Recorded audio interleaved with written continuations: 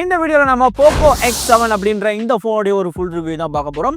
So இந்த phone launch ஆகி ஒரு 2 வாரத்துக்கு மேலே இருக்கும்னு நினைக்கிறேன். இதில் என்னென்னலாம் இருக்குது, அது எப்படி இருக்குது எல்லாத்தையும் இந்த வீடியோவில் நான் தெளிவாக சொல்கிறேன். ஸ்டார்ட் பண்ணிடலாம். டிசைன் பார்க்குறப்ப ஃபர்ஸ்ட் நீங்கள் நோட்டீஸ் பண்ண போகிறது இதோட இந்த 3D கர்வ்டு டிஸ்பிளே தான். இந்த கர்வ் டிஸ்பிளேவே இப்போதைக்கு ஒரு என்டேஞ்சர்ட் ஸ்பீஷீஸ் அப்படின்ற ஒரு நிலைமைக்குள்ள போயிட்டு இருக்கு. அது காரணம் வந்து நிறைய ஃபிளாக்ஷிப் ஃபோன்ஸ்லாம் பார்த்தீங்கன்னா இங்கே அது இந்த மாதிரி ஃபிளாட் டிஸ்பிளேக்கு போக ஆரம்பிச்சிட்டாங்க. ஸோ படிப்படியாக மற்ற ஃபோன்ஸுக்கு இது வந்துகிட்டு தான் இருக்கும். ஸோ இந்த தடவை இந்த X7ல உங்களுக்கு கர்வ் டிஸ்பிளே கொடுத்துருக்காங்க. இந்த X7ல தான் கர்வ் டிஸ்பிளே, X7 ப்ரோலே உங்களுக்கு ஃபிளாட் டிஸ்பிளேக்கு போயிட்டாங்க. ஸோ கூடிய சீக்கிரம் கர்வ் டிஸ்பிளே அப்படின்றது போறதுக்கான வாய்ப்பு இருக்கு. உங்களுக்கு கர்வ் டிஸ்பிளே பிடிக்கும்னா இந்த ஃபோனை மைண்ட்ல வச்சுக்கோங்க. தென் பின்னாடி பார்த்தீங்கன்னா ஒரு மெட்டாலிக் ஃபினிஷ்ல கொடுத்துருக்காங்க. என்னோட கலர் வேரியன்ட்ல இருக்கு. இதே மாதிரி உங்களுக்கு லெதர் ஃபினிஷ்லயும் ஒரு மாடல் இருக்கு. ஸ்கொயர் ஷேப்ல கேமரா கட் கொடுத்துருக்காங்க. எனக்கு பார்க்க ஓகே அப்படின்ற மாதிரி தான் இருக்கு. சொல்லப்போனா அந்த லெதர் ஃபினிஷோட எனக்கு இந்த டிசைன் வந்து ரொம்பவே பிடிச்சிருக்கு. ஆப்வியஸ்லி டிசைன்றது பர்சனல் ப்ரிஃபரன்ஸ் தான். உங்களுக்கு என்ன பிடிக்குமோ அதை நீங்க பார்க்கலாம். தென் ஃபோனோட இன் ஹேண்ட் ஃபீல் வந்து பார்த்தீங்கன்னா ரொம்பவே ஸ்லிம்மா ஃபீல் ஆகுது. ரொம்பவே ஒரு கம்ஃபர்டபுளா ஒரு ப்ரீமியம் எக்ஸ்பீரியன்ஸ் கொடுக்குது. அது அந்த கர்வ் டிஸ்பிளே ஃபோன் சொல்லி ஒரு ஸ்பெஷாலிட்டி அது அப்படின்னு நம்ம சொல்லலாம். ஃபோனோட வெயிட் வந்து உங்களுக்கு 190 கிராம்ஸ் இருக்கு. மேனேஜபிளான வெயிட் தான், ரொம்ப வெயிட்டா ஃபீல் ஆகாது. கிட்டத்தட்ட லைட் வெயிட்டான ஃபோன் தான். தென் ப்ரொடெக்ஷனுக்கு இந்த ஃபோன்ல உங்களுக்கு Gorilla Glass Victus 2 ப்ரொடெக்ஷன் கொடுத்துருக்காங்க. POCO X6ல Gorilla Glass Victus, இதுல வந்து Victus 2 ஒரு அப்கிரேட் தான், நல்ல விஷயம். தென் இது போக பாத்தீங்கன்னா இந்த ஃபோன்ல உங்களுக்கு IP66 அப்புறம் IP68 ரேட்டிங் ரெண்டுமே இருக்கு, அபிஷியல் ரேட்டிங். இது போக நீங்க வெப்சைட் எல்லாம் செக் பண்ணி பாத்தீங்கன்னா IP69 ரேட்டிங்கும் மென்ஷன் பண்ணிருப்பாங்க. பட் அது பக்கத்துல ஒரு சின்ன ஆஸ்டிக் இருக்கும். சரி, அந்த கேப் தான் எனக்கு வைக்கிற ஆப்பா அப்படின்ற மாதிரி அந்த ஆஸ்டிக்கை நீங்க கவனிக்கணும். அதுக்கு அர்த்தம் என்னன்னா இந்த ஃபோன் வந்து அந்த IP69 ஸ்டாண்டர்டுக்கு ஏத்த மாதிரியான ஒரு ஃபோன் தான். பட் அபிஷியலான ரேட்டிங் வாங்கல. ஓகேவா? என்னோட ஷார்ட்ஸ் வீடியோல கூட நான் ஆஸ்டிக் போட்டு தான் போட்டுப்பேன். அது காரணம் வந்து இதுதான். ஸோ நீங்க வந்து IP66 IP68 அப்படின்னு ரேட்டிங் மட்டும் மைண்ட்ல வச்சுக்கோங்க. ஓகேவா? அப்புறம் டிஸ்பிளேக்கு வந்தீங்க அப்படின்னா இதுல 6.67 இன்ச்க்கான ஒரு 3D curved AMOLED டிஸ்பிளே. இது ஒரு 1.5K display, 120 Hz refresh rate support பண்ணும். இது இல்லாம இந்த டிஸ்பிளே ஒரு HDR10 சர்டிஃபைட் டிஸ்பிளே. அது போக டால்பி விஷன் சப்போர்ட்டும் உண்டு. 3000 nits வரை பீக் பிரைட்னஸ் போகும். வெட் டச் 2.0 அப்படின்ற ஒரு விஷயம் இருக்கு.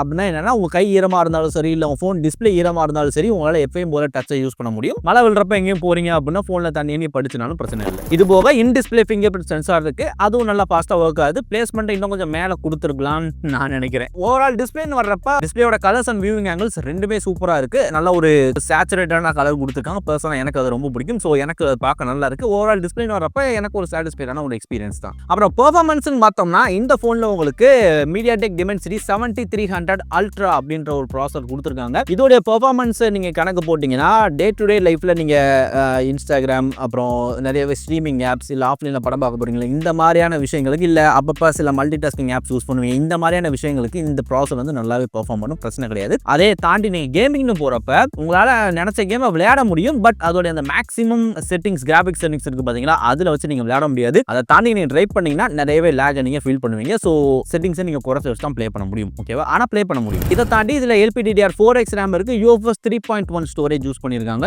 ஓகே தான். அப்புறம் கேமரான்னு பார்த்தீங்கன்னா பிரைமரியா உங்களுக்கு 50 MPக்கான சோனியோடைய LYT600 சென்சார் இருக்கு. இது ஒரு உண்மையிலே ஒரு நல்ல சென்சார். இதில் எடுக்கிற போட்டோஸ் வந்து கொஞ்சம் ஆச்சரியப்படுற வகையில் டே லைட்ல நல்லாவே இருக்கு. முக்கியமாக போர்ட்ரேட் ஷாட்ஸ்லாம் பார்த்தீங்கன்னா ரொம்பவே நல்லா இருக்கு. எஸ்டி டிடெக்ஷன் எல்லாமே சூப்பராக பண்ணுது. டே லைட்ல இதில் எடுக்கிற போட்டோஸ் எல்லாமே ரொம்பவே நல்லா இருக்கு, நல்லா பண்ணியிருக்காங்க.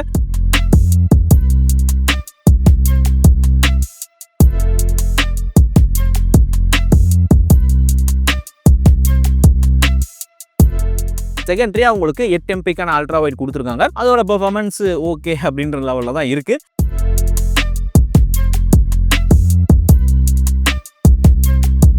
மூணாவதா ஒரு சென்சார் இருக்கு. அது என்ன சென்சார்னு எங்கேயுமே மென்ஷன் பண்ணல.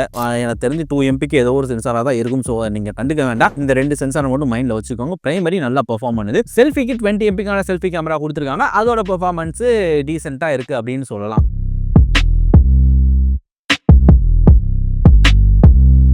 டே லைட்ல நல்லா இருந்துச்சு. அதே லோ லைட் போனீங்க அப்படின்னா அங்கே தான் இது கொஞ்சம் வேலையை பார்க்குது. நிறையவே கிரைன்ஸ் இருக்கிற மாதிரி தெரியுது. லோ லைட்ல அந்த அளவுக்கு பெர்ஃபார்மன்ஸ் சரியில்லை. அது இன்னும் கொஞ்சம் நல்லா கொடுத்துருக்கலாம்.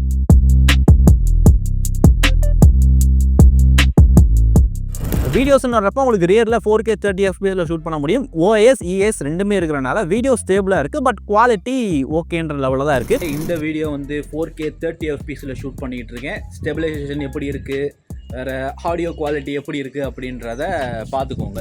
முன்னாடி செல்ஃபியில் உங்களுக்கு 1080p 30 FPS தான் ஷூட் பண்ண முடியும். அதோட குவாலிட்டி பெருசாக சொல்கிற அளவுக்கு இல்லை. இது வந்து செல்ஃபி கேமராவில் உங்களுக்கு 1080p 30 FPS ஷூட் பண்ணிகிட்டு இருக்கேன்.